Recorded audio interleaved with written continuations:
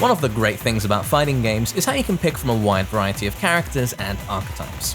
You want to be a big manly man or a small girly girl, and they generally all have you covered. In between there's also a cactus, a car, meat, sumo Santa, whatever this is meant to be, and red dust. Different strokes for different folks then, and in this video, which is part of a larger collaboration on the topic of archetypes throughout various fighting games, we'll be covering Tekken. Tekken characters are almost always a combination of several different archetypes, so in the following list you'll probably see the same character appear in multiple different categories. If you check the description, you can find a spreadsheet detailing all of the characters' mostly unique typing combinations. Because characters in Tekken tend to be so well-rounded now, there's a lot of overlap beyond even characters' primary, secondary, or tertiary typings, which is a trend moving towards homogenization. But that's a discussion for another day. So without further ado, let's go through Tekken archetypes.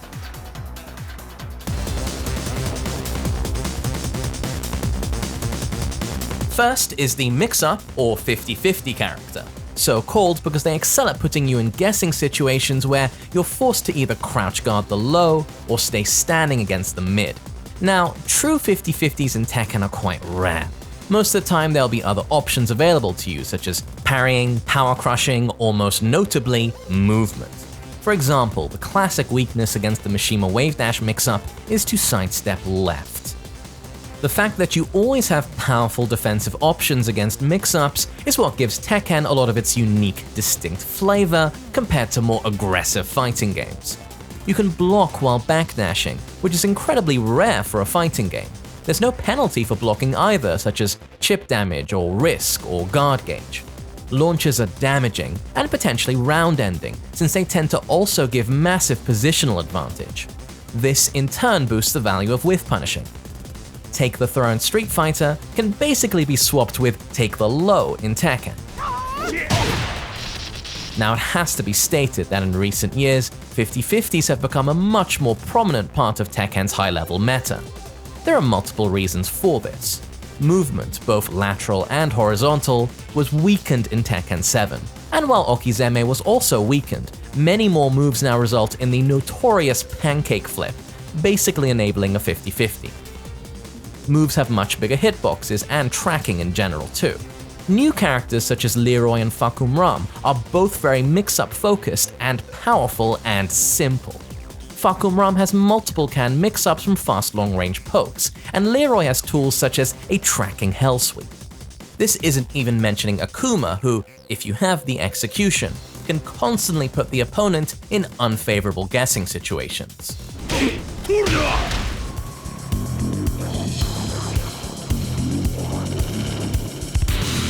Grapplers can be thought of as a subcategory of a mix-up character, in that they use throws instead of lows to open up opponents.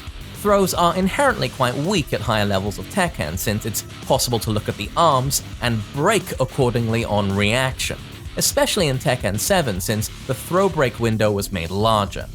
Online or at intermediate levels of play though, throws are still very effective. Regardless, even though they can't be characterized as grapplers, characters like Jin, Nina, Dragunov, and Julia all have a full kit of throws for every arm, naturally making them harder to break. Julia in particular has the infamous Mad Axes, a bufferable throw that's faster than usual. Also, special mention must go to Marduk's Tackle, which places the opponent in a very difficult mashing test to reliably break. There are only two characters in Tekken with a truly ambiguous throw mix-up from a standing position: King and Armor King. Their giant swing, which is broken with the left hand, is indistinguishable from the Shining Wizard, which is broken with both hands. This means mixing them up is a pure guess. Also, although they're subtly different, they look very similar to double arm breaks, so you can also use throws like Muscle Buster against opponents who don't have top-tier reactions. Finally, the Kings also have multi-throws, which can do devastating damage if they aren't broken correctly.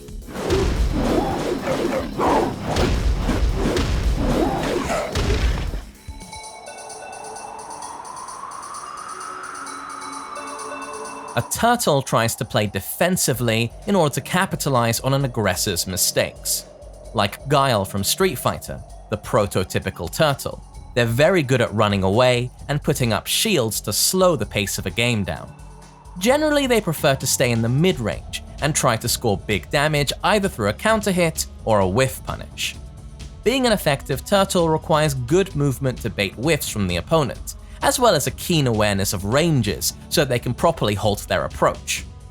Paul Phoenix is classically thought of as a mix-up character, but due to his incredible generic down forward 2, Kawara Goma, which leads to preposterous damage on counter hit, and strong whiff punishment with Death Fist, he can also be a very effective turtle. Alisa Boskonovic combines good movement with annoying long-range pokes and easy whiff punishment, making her well-suited to defensive play. Li Chaolan is very hard to approach due to tools like Silver Heel and Machine Gun Kicks. Very often, characters who have strong counter-hit tools like a Magic 4 or a big old boot to the crotch can also make effective turtles.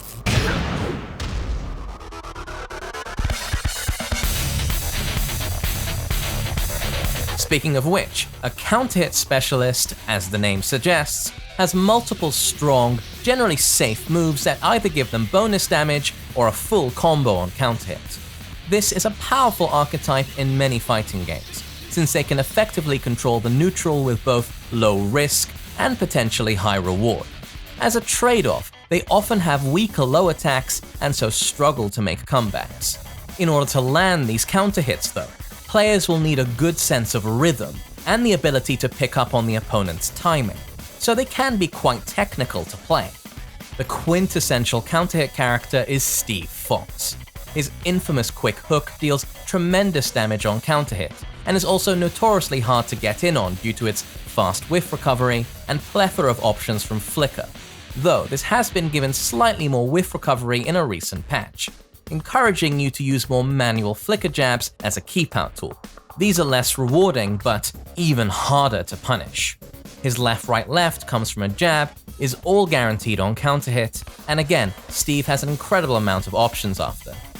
Wild Man is an annoying fast-low mid-string with both guaranteed on counter hit, and yet again, multiple pressure options afterwards. And finally, Crescent Hook is a fast, safe mid that gives a full, albeit quite tricky, combo on counter hit that's also hard to whiff punish due to the duck cancel. Until very recently, this was also a homing move, and now that it doesn't track, Steve is clearly a dead character.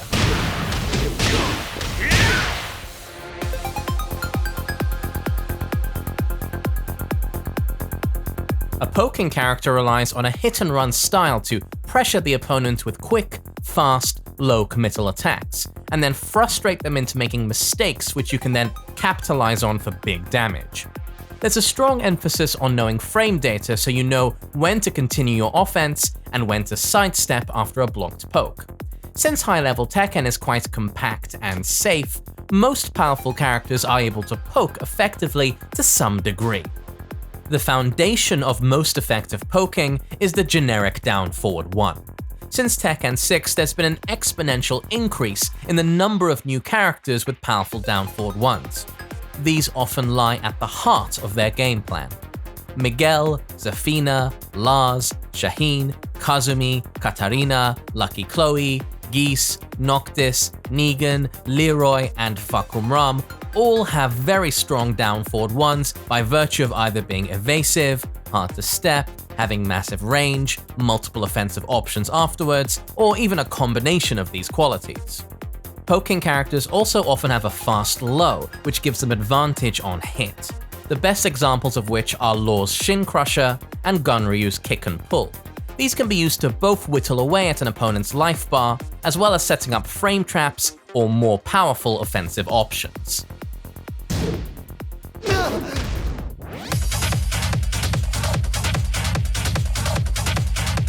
A Rushdown character is good at staying in an opponent's face and bullying them with constant frame traps thanks to their stance cancels and the threat of delayable strings. Recommended if you want to be aggressive and like having a monopoly on button presses. Hwoarang and Nina are perhaps the best examples of Rushdown characters. Both can stay glued to their opponent thanks to their flamingo and snake shot cancels respectively, but they are quite technical. Josie, on the other hand, can launch a simple but effective offensive game plan through her canned strings and switch cancels. Newcomer Lydia is a hybrid mix-up and rushdown character. She can enforce some powerful pressure and frame traps from mid-range, and then once the opponent is conditioned to sit still, open them up with some scary mix-ups. Miguel is a hybrid poke and rushdown character. He has many extensions from his down forward one, making it hard to escape his pressure, and if he guesses correctly, sets himself up for a devastating looping offense. A related but subtly different subcategory of rushdown is oppression.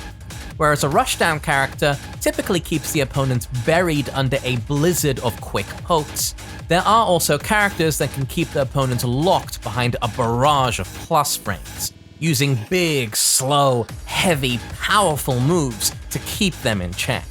Good examples of oppressive moves are Dragunov's Russian Assault and Blizzard Hammer, Brian's Chopping Elbow and Hatchet Kick, or Negan's Wretched Hammer, and just his intimidation stance in general. Generally, it's not a good idea to try and challenge a rushdown or oppression character's offense with buttons, because that's exactly what they want you to do. Instead, look for holes in their offense and use movement to create an opening and punish.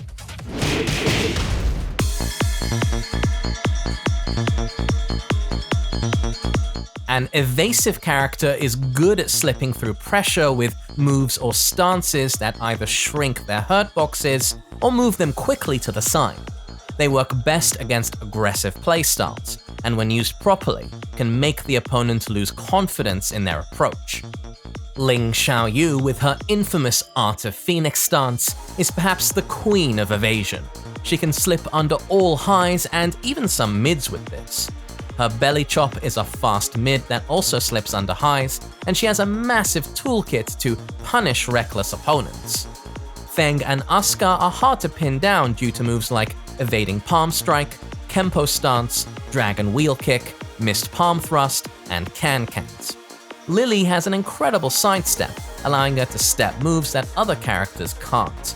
Zafina is another good example, having both the most evasive backdash in the game, as well as a whole suite of scummy launchers that just go under everything.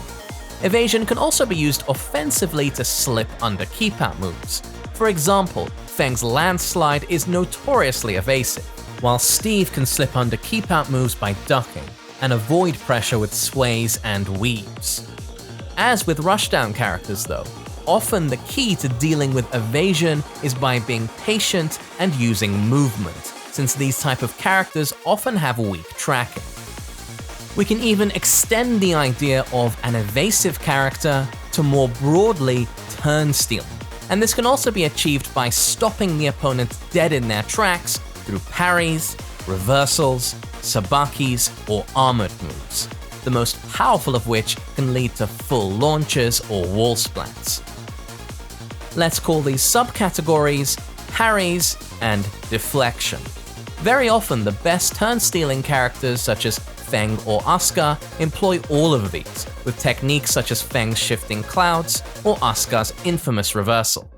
Yoshimitsu is another very dangerous character to try and pressure. His iconic flash sits in a strange middle ground between being a parry and an attack, and he also has spins and meditation stance to turn the tables on an overly aggressive opponent.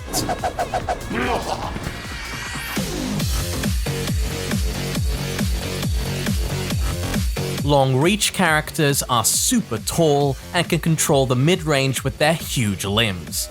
This lends them well to a defensive playstyle. Jack typifies this well. The sheer range on his jabs, ever-looming threat of the jackhammer, and easy whiff punishment with savage uppercut synergize well together for a simple yet effective gameplay.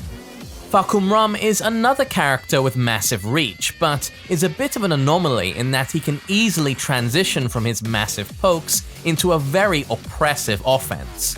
This lies at the core of why this character is both so strong and so controversial. A subcategory of long reach that's become popular enough in Tekken 7 to warrant its own archetype is ranged space control, or more succinctly, flying through the air with some bullshit from 10 miles away. Hell yeah. This also encompasses the recent inclusions of projectiles into Tekken 7's meta. The FTTAWSBFTMA characters tend to be defined by their ability to fly through the air with a load of trash with a single button press, allowing them to effectively leap across distance and never have to press forward in their entire lives without doing a stance or a running move or whatever. This is different to long range, as many FTTAWSBFTMA characters are defined by the difference between their flying running garbage and their relatively stubby pokes, because obviously combining these two things would be an insanely bad idea. Kunimitsu, Alisa, Elisa, and Noctis, for example, can all close distance and initiate their mix-up game at literally the touch of a button. A common weakness for a lot of range space control, though, is tracking.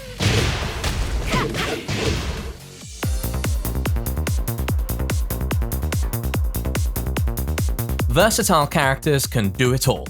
The expense of being a jack of all trades, however, is that they're generally master of none. Leo, for example, has just about every tool you could possibly want in a character, but none of them are top of their field.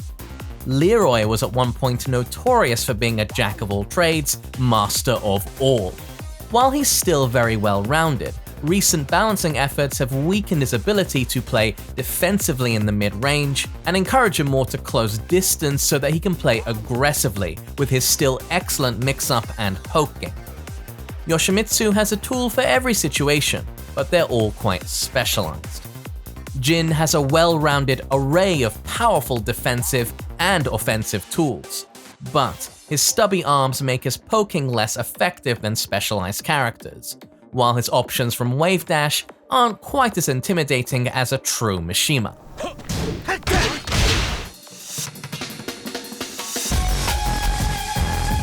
Much like how a Shoto in Street Fighter is defined by a set of core tools, Hadokens, Shoryukens, and Tatsumakis, the three Mishimas, Kazuya, Heihachi, and Devil Jin, are all united by their Electric Wind Godfist, Flash Punch combo, and Wave Dash mix-ups.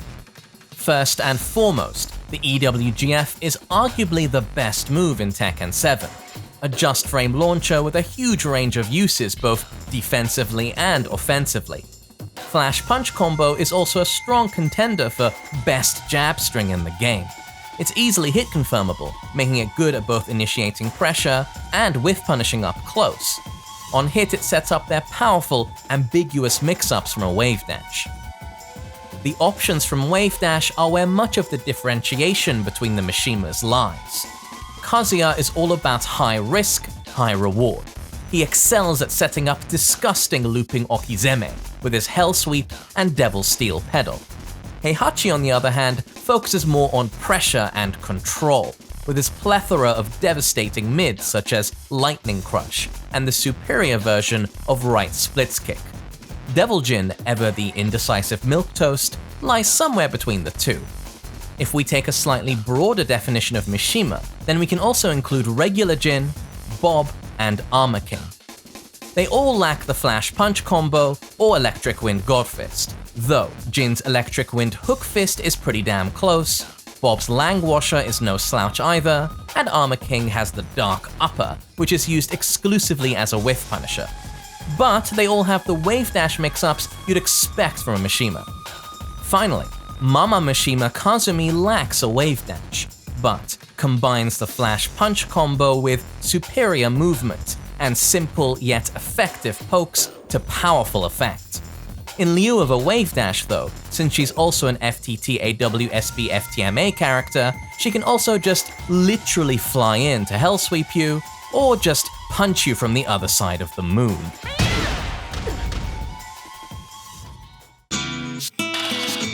Hey, thanks for watching, and as always, a massive shout out to our amazing patrons. If you want to see more videos on Archetypes and other fighting games, we also did one on Melee, or this playlist with videos from Leon Massey, Theory Fighter, Novril, King J, and more to come soon. This is a big collaboration across a bunch of fighting game channels, and we really hope it helps more people get into them. Have a great day everyone, and we'll catch you next time.